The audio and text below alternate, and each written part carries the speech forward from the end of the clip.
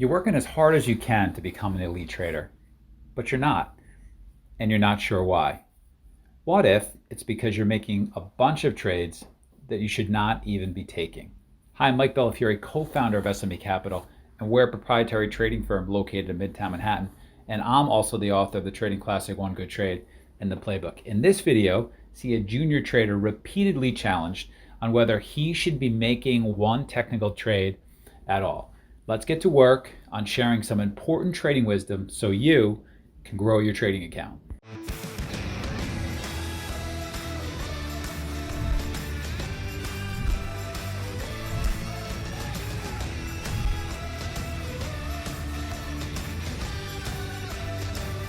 This is a 5 to 15 minute bear flag, and we'll get into what that means. This is on United States Steel Corporation.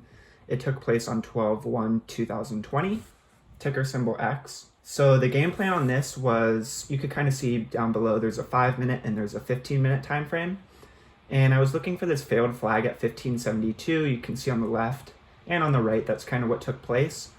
And that brought in some new longs at 1573, kind of that breakout point on the flag. And they're likely risking off this 1565 level, so 1564. I know if I was taking that flag, that's where I would be risking. So that's important. And this failed flag also cleared out some shorts through high of day. That's what I want to see. I don't want to be, messing around with something that has way too many shorts in it that could cause something to squeeze. So I like to see often, a failed flag or some type of failed move through high of day to clear out some of those shorts, bring in some longs, and then what ends up taking place is this 5 to 15 minute bear flag. And the idea is that longs who took the flag are risking off 1564, right below that 1565 level. That's also my timing point. So people who took that flag, as well as people who are long from earlier, are probably also looking at this consolidation and saying, you know what, if it breaks below that level, I'm just going to hit out or I'm going to lighten up. So that can bring in even more selling pressure than only from the people who took that failed flag. The goal of this, it's a 5 to 15 minute bear flag, is to cover half into this 15-minute 9 EMA on the right. It's that blue line. It's also kind of a level as well. So I'm playing from one time frame to the next. From the 5-minute to the 15-minute, I'm covering half, because we'll often see some type of bounce at that level. And if we get back over 1565, then, it could start to squeeze. So typically I'm taking off half right at that level or around that level. If it washes further, I'm not just going to have a resting order there, but I am ready for any sort of bounce to cover that half. And then typically my stop will go to break even at 1564, 1565, because if it does get above that level, this is still bullish and this could head higher. So, I'll take it off for, half of the position, or get flat there, but, I made half an hour on it or so, and it just isn't ready as of yet, and that's completely okay. After I cover that first half into the 15-minute 9 EMA, then I'm looking for the next target, and that's typically the 30-minute 9 EMA, and I'm covering half of my remainder into that level. And then if we put in a lower high, I'm covering the rest into the hourly. That's typically my final target. Are you obviously not taking every 5-minute, 15-minute flag pattern? Is there a longer term chart review that you're doing that catches some of these intraday opportunities as well? How are you differentiating between every single one versus the ones that are worthy of being taken? Yeah, so a lot of it has to do with context. That failed flag, is volume coming in at that failed flag? That's something that's going to tell me, hey, a lot of shorts are stopping out, a lot of longs are probably hitting in. So that gives me a good idea. I want to see volume at that failed flag, that failed breakout. And I also want to make sure that the risk to reward from one time frame to the next, so the 5-minute 9 EMA where I'm getting short, to that 15-minute is actually there. Something like risking a full R to make, a quarter of an R to my first target at that 15-minute 9 EMA is not good enough. And that's something that's pretty easy for me to pass up. But overall, I wouldn't say I am looking at the daily, I'm looking at longer term resistance, but it's usually price action on that given day that is kind of giving me an idea on whether or not something is going to actually set up. Well, I mean, how many of these fire on an intraday basis? For me, not that many. I think this past month I took maybe 2 total. And I would say that this is something that I typically in the morning I'm looking more for long, so there might be more opportunities that I'm passing by. And I don't think too many present itself. Maybe a couple per day at most, but often the risk to reward from the 5 minute to the 15 minute really isn't there. I guess it's something I could look a little bit more into. If you want to learn 3 more real-world setups that our traders use, including the simple setup that we teach all of our new traders, and the setup that turned one of our traders into a 7-figure big money earner, check out the free webinar that we're currently running. Just go ahead and click the link that should be appearing now at the top right-hand corner of your screen. That will open up the free registration page in a new window, so don't worry, you won't lose this video. You can also visit tradingworkshop.com to register for this free intensive workshop. You're going to learn more in a couple of hours from this trading workshop than from years of online education. So the overall market, SPY, was at all-time highs at 367 yesterday, and what the market is most concerned about presently, you would think it's a pandemic, but it seems like stocks only go up. But in all seriousness, there is optimism with vaccines starting to surface and the world starting to possibly go back to normal with time. There's some hope in the air, at least, where I'm located. It seems like people are, optimistic that at some point things will start to go back to normal. VIX was reading 20. And the fundamentals on X, United States Steel Corporation, basic materials is what they're in. And they really didn't have any fresh news other than, several metal companies, as we can see below, are up higher due to COVID-19 vaccine optimism and stimulus. So there's no real news on why this is up. Just so I understand the strategy. So these are firing based on a filter? No, more so just I'm keeping an eye on it. It's a stock that's in play and that is starting to get really extended from one time frame to the next. Like right now, MACK is one that I'm taking a look at. But it's more just scanning for stocks that are in play. Maybe they set up for a long earlier in the day and then they get too extended. And, there's an idea that there's overhead longs that are going to be risking off a level. And I think I could take it one step further down the road when I maybe get a little bit more specific with it and build some filters for it. With our platform, we have the ability to type in a ticker, like in this case, United States Steel Corporation in our level 2, and then we can hit a hotkey and take a look at all the, sympathy names in the same sector. And as we can see, there were a few of them that were up. I took this later in the day, but at the time I took this position, X was up over 10% on the day. So it's something I'll often do is look at what the other names in the sector are doing as well. The daily volume on X is 11.45 million, RVol 2.58. For something like United States Steel Corporation, this is enough volume to say, yes, this is in play. It's also up over 10%. The ATR is 73 cents. Short float 16%. It's not too high, not too low.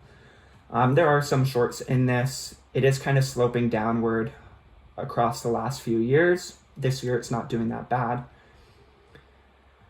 The float is 217 million. Institutional ownership is 56%. Very low insider ownership. So this is a 3-year, 1 day. And, it is breaking out of 52-week highs as of yesterday, but if we zoom out a little bit further, it is kind of still in this downward slope. So that is something I'm taking note of. And that's kind of all I'm doing with it. I'm not overvaluing it. It is more of a setup that's taking place on the day, and that's kind of it. But it is nice to see that this is, for the most part, with the exception of this year, still sloping downwards. this is kind of how I lay out things. So the top left is a 5-minute, the top right is a 15-minute, then the 30-minute, and then the hourly. And again, I'm playing from one time frame to the next, and this is a 5-minute to a 15-minute. So again, we get this failed flag, some volume comes in, some shorts stop out, over high of day. That's where a lot of shorts have their risk. Some longs take it, and they're likely risking off 1565, 1564. That's kind of the timing point. If it breaks below that level, there's a good possibility we're going to have some of those hard stops going off from people who took this failed flag, as well as people from earlier who are just kind of moving out of the way or lightening up. So, some hard stops and some people with mental stops are probably looking at that level, and that's kind of why it is so significant. And the idea, I'm going to show it on the tape, is to be getting short right as it's about to break through 1565 as those bids decrement. I'm risking off 1585, and I'm covering half into this 30-minute 9 EMA. It's also kind of a level from earlier in the day. Covering half because there's a possibility that we do, pull right into it and then reclaim 1565 and head higher. So I want to take something off, take risk off the table. So I cover half into the 15-minute, and then I put a stop at break even because, again, if we get back over that support zone that broke, it's back to being bullish and there's a good possibility that we do head higher. Then the goal is to play for the next time frame. The next time frame for me is that 30-minute. And again, I'm always using the 9 EMA as a reference point. That's kind of all it is.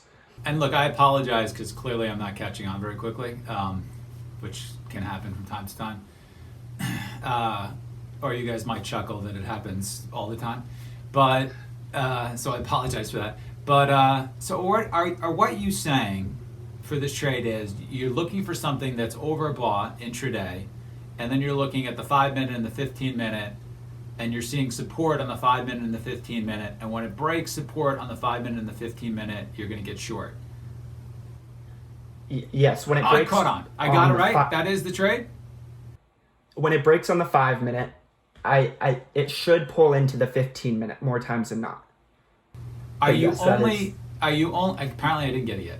Are you only shorting it when it breaks the 5-minute support area? Yes. Okay. So it's just breaking the 5-minute. So it's something that's overbought, and you're measuring for that, correct? Yes. Yes. Okay. And then it's breaking, and again, I apologize, and it's breaking 5-minute support, and you're getting short. Uh-huh. Okay, good. So I like this trade. So basically what you're doing is saying, I'm finding something overbought, and I'm seeing that there's something different. Now yes. the buying has dissipated. The buying's different. And this is just a fancy way of me saying all that, and I'm going to get short, and then I'm going to cover into a whoosh, which I'm defining. How are you defining? I'm defining it as I'm using this 15-minute 9 EMA, that blue line, as that whoosh where there's a good possibility it kind of pulls into, and then maybe it bounces. And that whoosh is because of, long stopping out on that 1565 break. Does that kind of clear it up a little bit? So it's not a 5-minute and 15-minute flag break. No. It's a 5-minute to a 15-minute. Okay. I thought what you're doing right there is I thought you were combining time frames, and because you were combining time frames, there were going to be more people that would be long against those time frames, and that would create a little bit more selling. But really what you're saying is this is overbought on a short-term basis, and you're seeing the trend change. I mean, this is a trend change trade, this is a fade trade, but you're defining it in a certain way. Yeah. It's a fade scalp. This is a fade scalp. Exactly. Yeah. 100%. Okay. And just the time frames that I'm only covering taken me into, 20 minutes to actually catch on, but I believe I've caught on now, so maybe I can be helpful. It's 100% my fault. Sorry about that. No, it's fine. Okay, and again, covering half into the 15-minute, then covering another half of my remainder, ideally into the 30-minute, and the rest into the hourly. Those are my targets in mind. And we'll get into that in the tape. So the variables, context behind the position, and that context is, we're overbought, as well as, shorts have stopped out over high of day. and longs are in, and they're risking that timing point at 1565, that support level on the 5 minute. And if it breaks through that level, we should see some hard stops going off and, some selling pressure take place. It's a playbook setup. It's a 5 minute to a 15-minute bear flag. This is worth 30% of my daily stop. Now, more times than not, I'm not taking a full 1 hour loss when this doesn't work out. But that's what I'm going in risking. There's a favorable RR to the first target at that 15-minute time frame.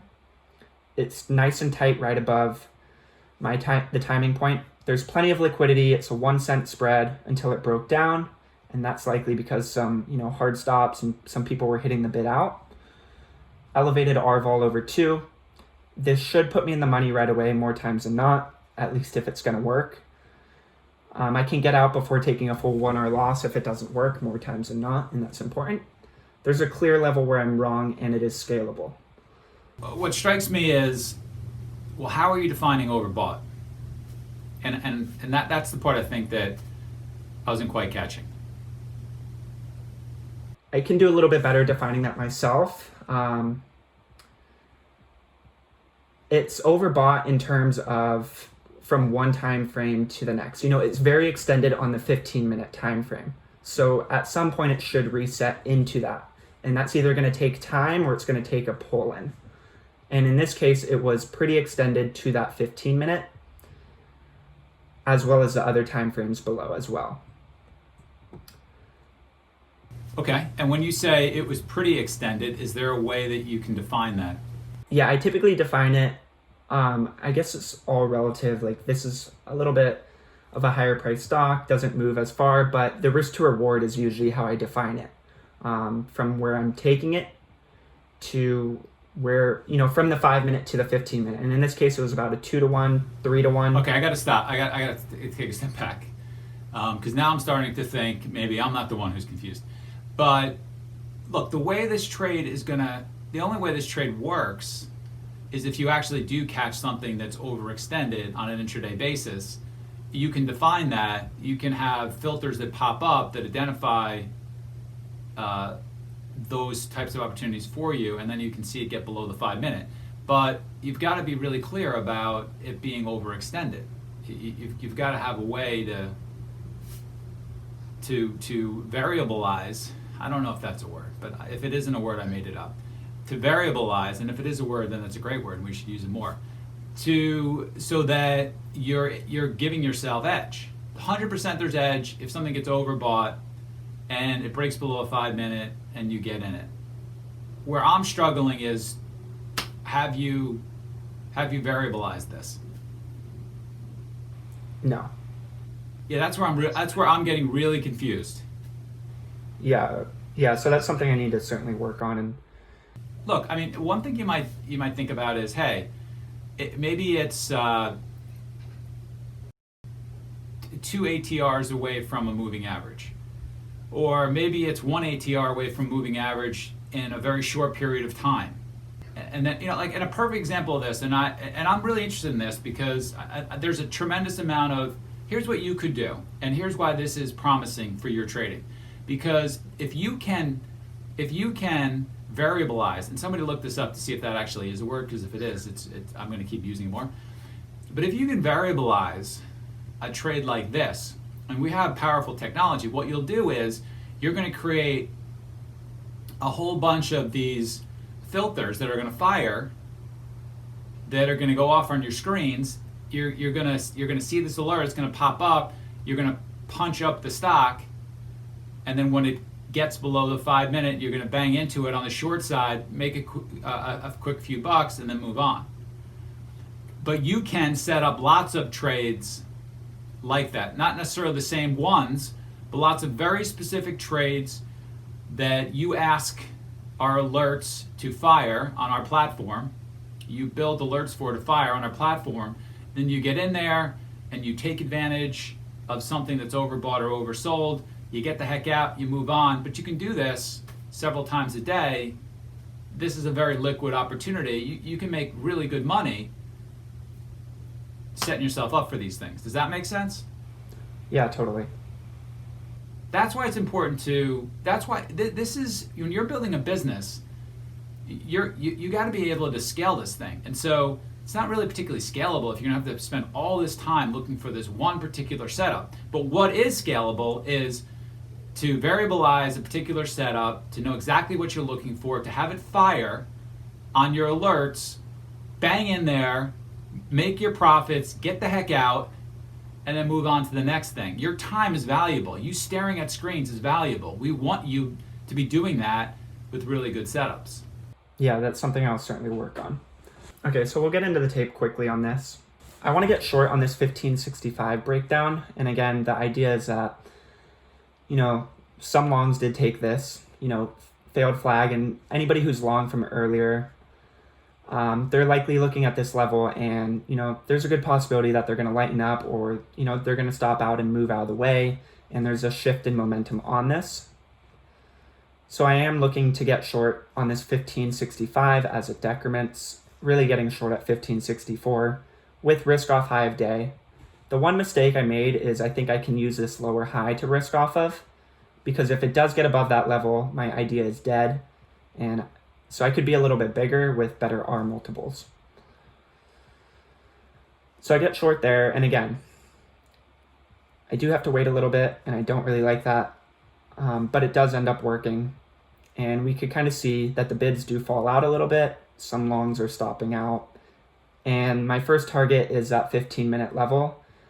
And that's around 1540 to 1545. And we could kind of fast forward. So again, I cover half into that level. New stop is at, break even. If it gets back above, it's not really ready for me. This position isn't going to really net me anything, and that's okay. It's back to being kind of bullish if we get back over 1565.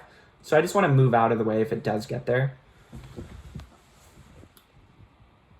And then the idea is I'm playing for that next time frame to the 30-minute. And we could kind of just fast forward.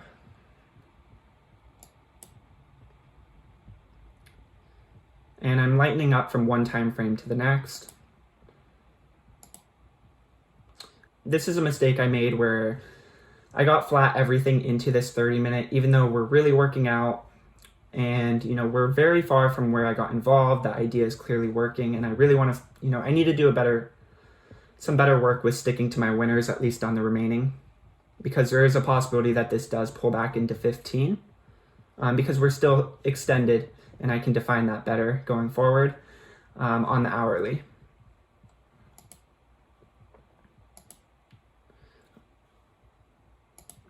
So I end up getting flat there into that 30-minute.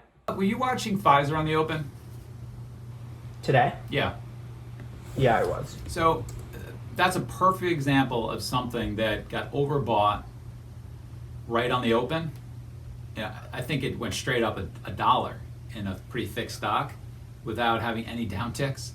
And then the buying changed and there was a really good short back into where it started from right after that. Meaning it was super strong, it was way overbought. We're sitting in our seats saying, why are they buying this thing up so aggressively right on the open? And if they're gonna buy it, that's fine, but they can buy it 50 cents lower. And finally got dropped and they bought it 80 cents lower, I think. But that's an example of, you can build a business going back and take a look at Pfizer, try and variabilize it. I looked it up, it's not a word, but that's okay. I started my own damn firm and I'm gonna make up my own words and we're gonna use these made up words because I think you understand what I mean, right? 100%. I believe what I'm really trying to say is create variables, but we're just gonna make up this word variabilize. And so you can start to figure out ways to measure that move in Pfizer and moves like it on the open, midday, into the close, and then be clear about what we mean by the buying has changed. And after the buying has changed, it's an efficiency trade, right? It's gone up too much because the guy who's buying the stock has put a sloppy order in and they're filling it in improperly, they're too aggressive, and the thing's got to revert to the mean, and there's good money in this because the markets aren't efficient, they're not rational at times, And we can, as active traders, make a ton of money off of that. And so, go look at that and say something like, well, if something has gone up 5 points and doesn't tick down and does an ATR in 5 minutes, I can variabilize that. And then if it breaks a support level for the first time on the way up, I can make a pretty good trade. And when I was looking at it, I noticed something very specific which got me into the trade. The bids started dropping, which they hadn't dropped at all during the entire time. Doesn't matter what the variables are. But you can do things like that. And it's not just, I think they're going to work best on the open because I think things get overbought and oversold right on the open. I was talking with Swang actually today, and he was miffed about the fact that he didn't take enough risk right on the open for certain stocks that were clearly oversold and were blown off sold. And we were talking through how much he can risk on certain trades like that. He has filters that went off. He spotted that, and he didn't take as much risk as he, upon afterthought, wanted to. And we were talking about that. And so, and those can be really big days, by the way, when you particularly on the open. So I think on the open they're going to work best. I think you can find some stuff in the midday. I think you can find stuff in the close. I think those variables are going to be different. There are a couple of guys at the firm, they're legacy traders at the firm, and they have filters set up, and they just wait for their filters to fire. And when the filters fire, then they trade after that. They don't do a lot of watching and searching and thinking, and they just know what they want to look for. Again, these are a couple of guys, not a ton of guys, but they have built careers, and you can build a career off of just doing that. That's literally what they do. Is they've got a bunch of filters, they fire. They don't really do much of anything else. Once they fire, they put in their trades and they move on. Yeah, I certainly would like to get to that point down the road. No, it works for systematic thinkers, works for systematic people, it works for certain personalities. 100% it can work for certain people.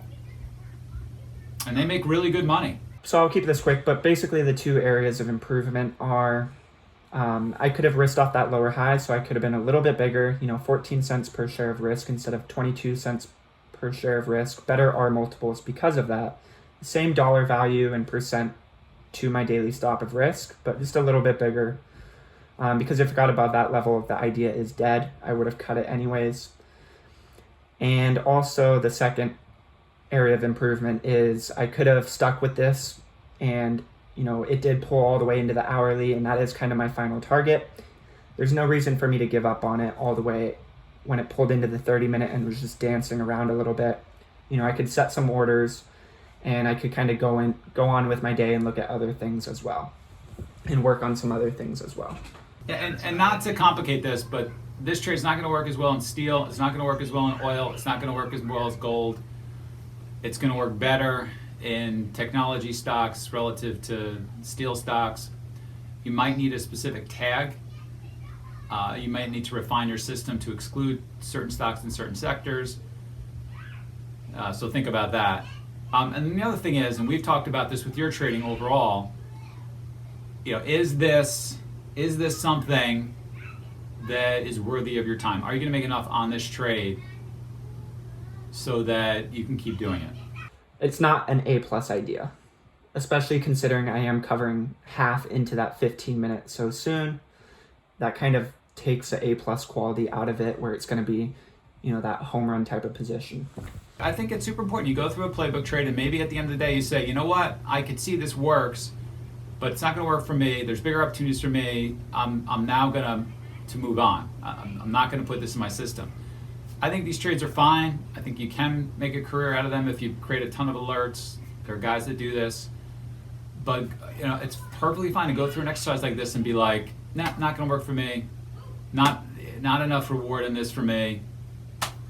Excluding it from my playbook. That in of itself, very worthy exercise. Yeah, I would say that this is one of my lower tags. It is net green, but it really isn't worth a whole lot of time. So I agree. If I could build some filters for it and maybe automate part of it, then sure, maybe it is worth it. But it isn't worth a whole lot of time. I 100%. Yeah, but again, I want you to understand that it's not just.